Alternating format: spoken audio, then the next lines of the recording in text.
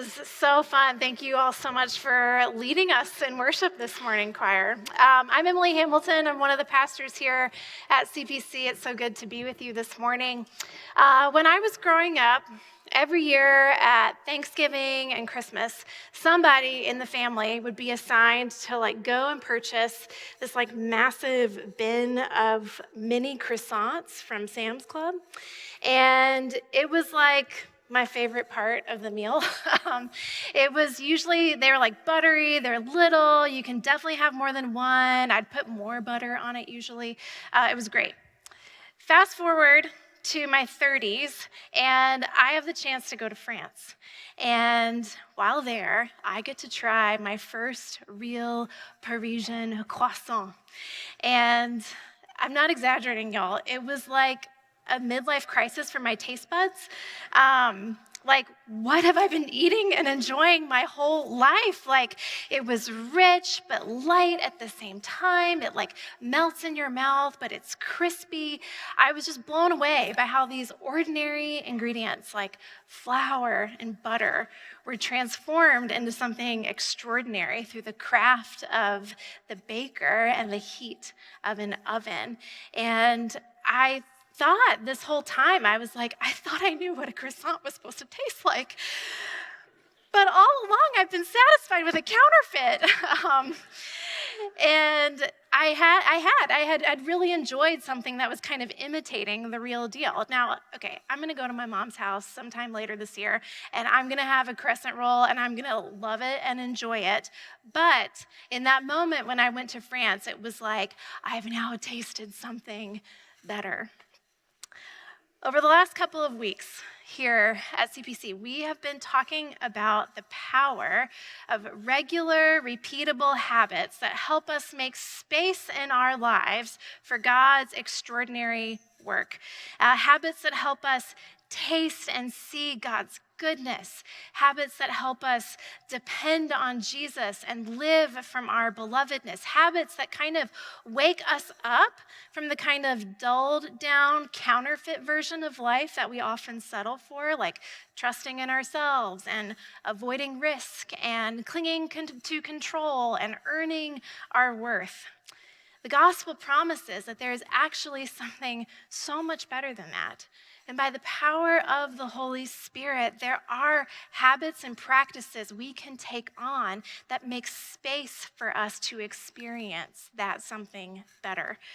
So last week, Petey talked about prayer as a habit that makes space for us to depend on God's power rather than our own productivity.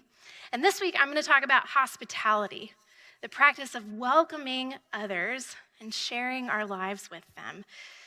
The trouble is that we live in a culture that teaches us a version of hospitality that can actually sometimes reinforce the counterfeit life of control and comfort and risk mitigation. But when the gospel moves us, a different kind of hospitality is possible. It's a hospitality that helps us loosen our grip on our own agendas and plans and make space in our ordinary lives for God's extraordinary purposes. Because that's what hospitality is. It's a practice that makes space in our ordinary lives for God's extraordinary presence and purposes. So this morning, we're going to take a look at a story that puts before us a contrast between a kind of counterfeit hospitality and a hospitality that makes space for God. It's a story about Jesus from the Gospel of Luke. And in Luke, we learn that Jesus is often on the move throughout his ministry. He's traveling around with his disciples, and it's probably pretty certain that he didn't have his own house to stay in at this point. And so Jesus, in his own ministry, was quite dependent, actually, on the hospitality of other people to receive him, to give him and his disciples a place to sleep at night, to feed him, to care for their physical needs. And in the story we're looking at today, Jesus is welcomed into the home of one of these ministry supporters, a woman named Martha. So we're going to be in Luke chapter 10, starting at verse 38. You're welcome to pull out a pew Bible and follow along. You can also follow along on the screen. The version on the screen is a slightly different version from what you'll find in your pew Bible. So Luke chapter 10, starting at verse 38. And it goes like this. While Jesus and his disciples were traveling, Jesus entered a village where a woman named Martha welcomed him as a guest. She had a sister named Mary who sat at the Lord's feet and listened to his message. By contrast, Martha was preoccupied with getting everything ready for the meal. So Martha came to him, Jesus, and said, "Lord, don't you care that my sister has left me to prepare the table all by myself? Tell her to help me." And the Lord answered, "Martha, Martha, you are worried and distracted by many things. One thing is necessary. Mary has chosen the better part, and it won't be taken away from her." So this is a really condensed story that is full of rich meaning for us as we think about hospitality. So I'm going to recap it real quick. Martha welcomes Jesus and probably his whole team of disciples into her home, and she hosts a dinner for them. And you have to remember, this is a time when there aren't things like ovens and refrigerators and electricity and probably running water. And so she's really counting on her sister Mary and probably some other ladies to be an extra set of hands to help with chopping the veggies and butchering the animal and fetching the water for all the dishes. But instead of this, Mary actually, her sister, engages in something pretty extraordinary. Some first century gender barriers get very broken when Mary, a woman, takes the posture of a disciple, sitting at the feet of her male teacher, Jesus, at the table. And rather than rejoicing in this amazing situation that's happened, Mary sits at Jesus' feet. He welcomes her to sit there and be there.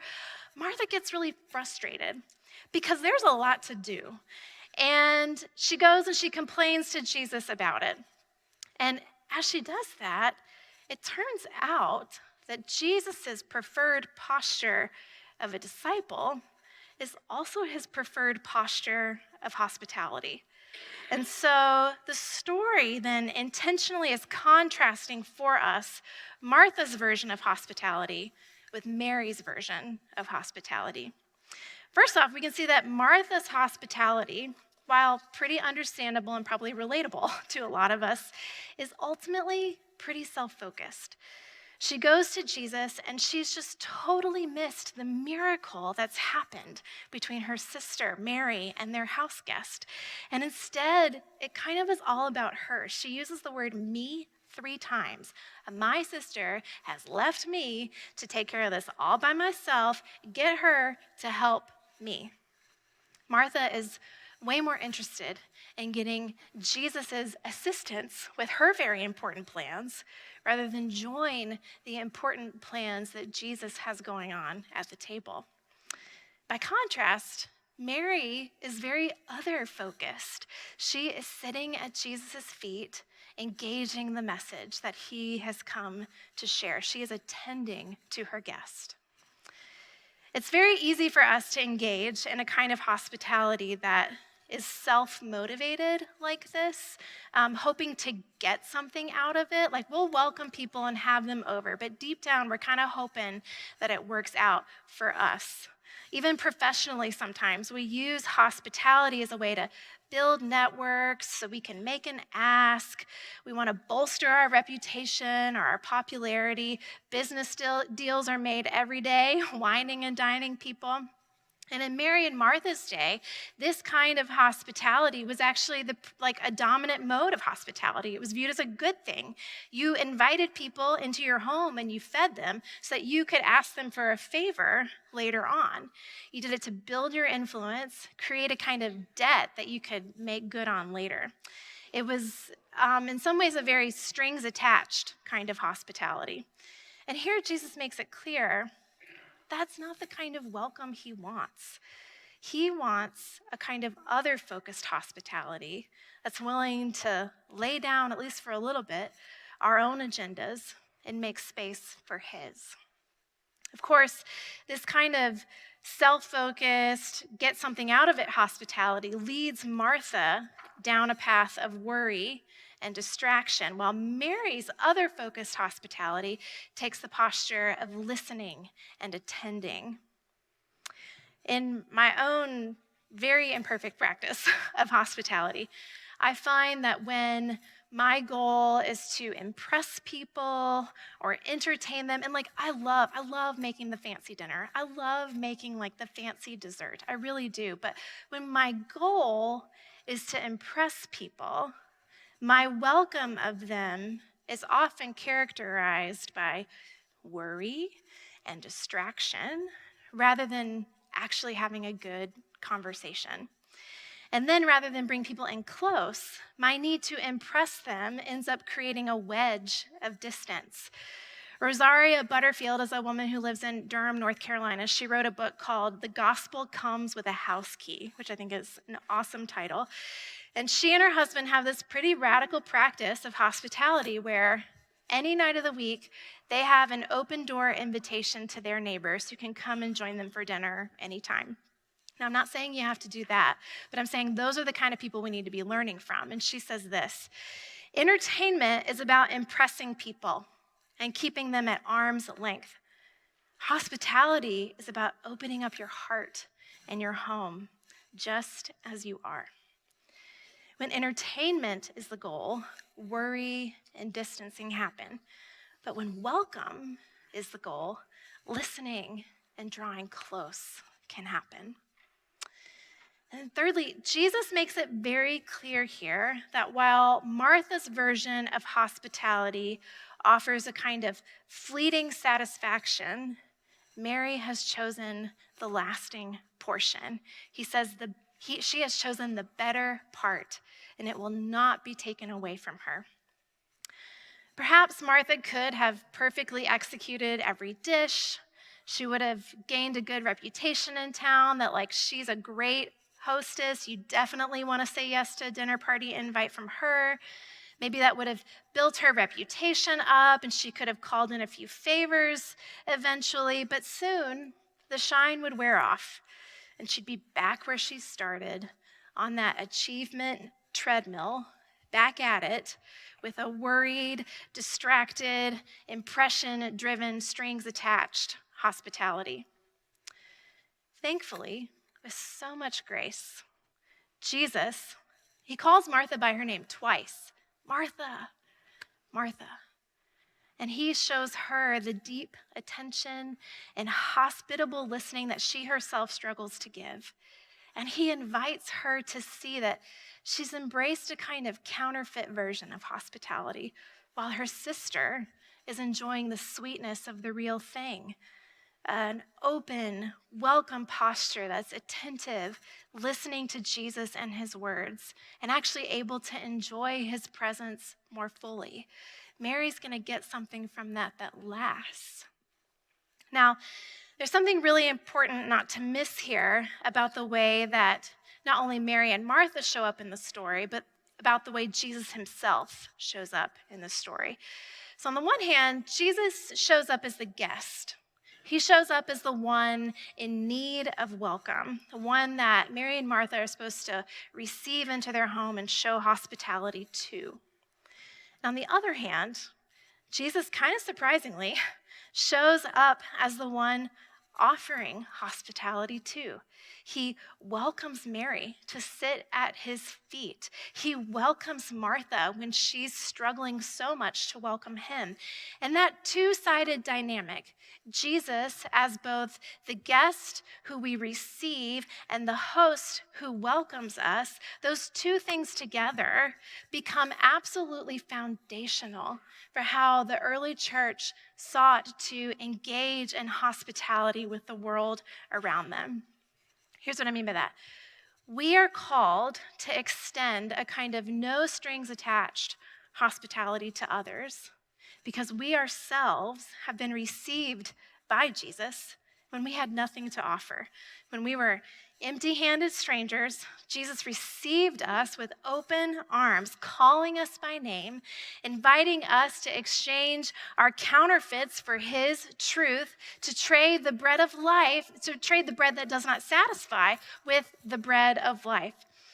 And at the same time, we are called to extend hospitality to others because Jesus has miraculously, surprisingly assured us that this is the exact way that he has decided to make a habit of breaking into our lives and showing up to us. In Matthew 25, Jesus says it like this. He's very explicit. For I was hungry, and you gave me something to eat. I was thirsty, and you gave me something to drink. I was a stranger, and you invited me in. Whatever you did for one of the least of these brothers and sisters of mine, you did for me. So Jesus is saying that when we welcome the stranger, especially the vulnerable stranger who needs food and shelter and clothes, that when we welcome the stranger like Mary welcomed Jesus with an open, other-focused listening posture, we will encounter something of Jesus' own presence breaking into our ordinary lives that we couldn't have gotten to any other way. We will be invited to loosen our grips on our own plans, let go of our own agendas for our lives, and open up to the surprising ways that his presence and his purposes are taking shape with us. Stories like Mary and Martha shaped the early church's expectation that Jesus is going to show up. He's going to show up as the host, and he's going to show up as the guest, which in turn fueled this practice of an attentive, other-focused, eternally significant hospitality that welcomed not just family and friends. It's pretty easy to welcome family and friends. We don't struggle with that as much. But the early church was astonishing because they invited in the vulnerable, and they invited in strangers, and they even invited in their enemies. And because of this, hospitality was one of the driving factors of growth for the early church because it put on display that the gospel is true. Gracious hospitality across boundaries of difference and beyond just those who could pay you back, that was what made the gospel make sense to people who were looking on.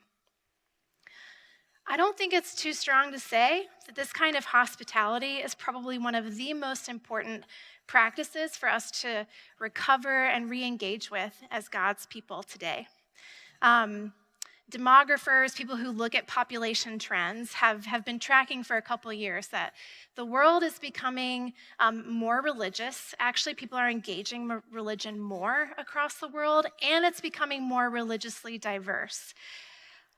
What's interesting, though, is that amidst all of that growing religious interest and diversity, it's estimated that 87% of Hindus, Buddhists, and Muslims around the world do not personally know a Christian.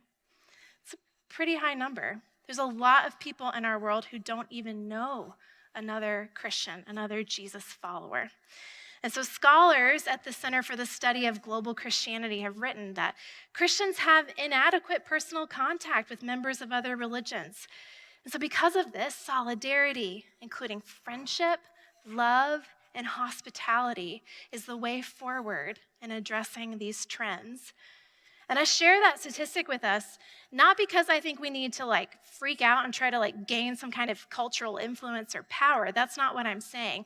I share it because I want us to see that I think there's a lot of Jesus's presence and goodness and glory that we're missing out on because we're missing out on opportunities to welcome into our midst those who are strangers, those who are different, those who do not yet know Jesus. And so if hospitality is a practice that roots us in the gospel and is essential for putting the gospel on display to the world, how can we do it a little bit more like Mary and maybe admit some of the ways we struggle with it, like Martha? Well, first, I just want to say it's not rocket science. Be someone who eats dinner. The beauty of hospitality is that even though it can require courage, it's not that complicated. When we can let go of the pull to entertain and our need to impress, we get to start with what we're going to do for ourselves anyway, which is eat. So you don't have to be a super saint to practice hospitality. You just got to be someone who needs to eat dinner. Second, look for those who may be overlooked, vulnerable, or an outsider throughout your day and extend even a small invitation to them. And it's best when you can do this with others. There are probably, as you consider that, there might be, half a dozen names and faces already flashing across your mind. If for any reason you feel like who to do this with and who to do it towards does not feel immediately obvious, here at CPC, we would love to take some of the guesswork out for you. Just this past Christmas, our congregation gave over $100,000 to support displaced people who are coming and moving to the Twin Cities and calling Minneapolis home. And Jesus says, where your treasure is, there your heart will also be. And I think that Jesus is growing a heart in this community to welcome strangers into our community. And I think he's calling us to do it not just with our wallets, but with our lives. And so over the last year, we have partnered with our friends at Arrive Ministries, Corey mentioned it earlier, to form different Good Neighbor teams, which are groups of 10 to 12 people who are equipped and then commit to walk alongside a newly resettled family for a year. Offering support, yes. Building friendship, yes. But I think it's fair to say receiving a lot more than what they give. We're building some new teams right now. So if that strikes a fancy for you at all, my team who will be in the next steps area right after the service would love to talk to you about how to plug in there. So look for ways to extend invitations to others with others. Third, run to Jesus when you feel yourself disrupted, fearful, or controlling. Because hospitality, like Mary, is going to initially push you a little bit outside your comfort zone, and it's going to expose to you more of your Martha tendencies than you bargained for. And that's part of the gift of it. Pastor James talks all the time here about how the more we step out to extend God's grace to others, the more and more and more we will find ourselves in need of God's grace. Hospitality will reveal where we hoard our time and can't be interrupted, where we're afraid of risk, where our plans feel more precious than the person sitting in front of us. Christine Pohl is a theologian. She's written a ton on hospitality. I really recommend her work to you.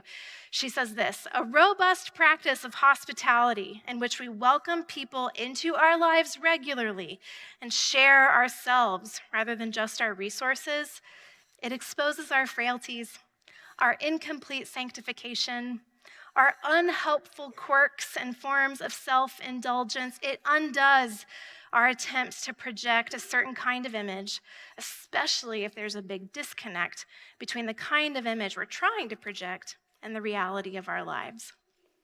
But held in the gracious hospitality of Christ, that exposure, that unraveling, it doesn't have to undo us. It can actually be an opportunity for us to hear Jesus call us by name, Martha, Martha. And it's an opportunity for us to receive the grace again that he seeks to give to us.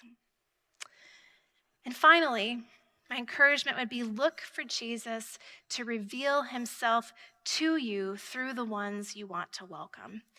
Jesus promises that when we welcome strangers, we welcome him, that he is the guest we most need to receive. We don't often think that our dinner tables and our sinks full of dirty dishes are places where the divine is going to break through. But hospitality invites us to see how those ordinary things can be infused with God's extraordinary grace.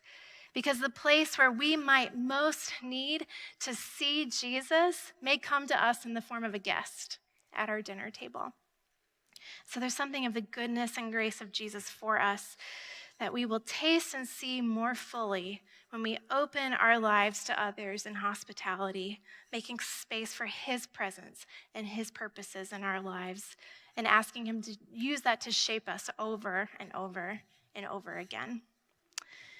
I think that on this side of eternity, there is no other place where we can see and taste and experience God's hospitality to us more fully than in this meal. And so, for those of us who are here today and we're feeling maybe exhausted by the people that God is inviting us to show hospitality to, or maybe we're feeling lonely and we're looking for a place to call home, or maybe we are sensing God calling us to go and break some barriers through hospitality. Wherever you find yourself today, this is the place that we start with hospitality. We start with God's welcome of us in Jesus Christ. And so in this meal, part of what we do is we reenact Jesus' last meal with his disciples around a table. We remember the costly hospitality of God to welcome us into his family through the sacrifice of Christ's body and blood. We refuel ourselves so that we can go out and show hospitality to those around us. And we also look ahead to the day where we will gather at God's heavenly banquet and where we will be sitting with brothers and sisters of every tribe, tongue, and nation feasting in God's kingdom. And so this is the table for us. On the night in which he was betrayed, our Lord Jesus took bread, and after giving thanks, he broke it, and he gave it to his disciples, and he said, "Take, eat. This is my body, which is broken for you. Do this in remembrance of me." And after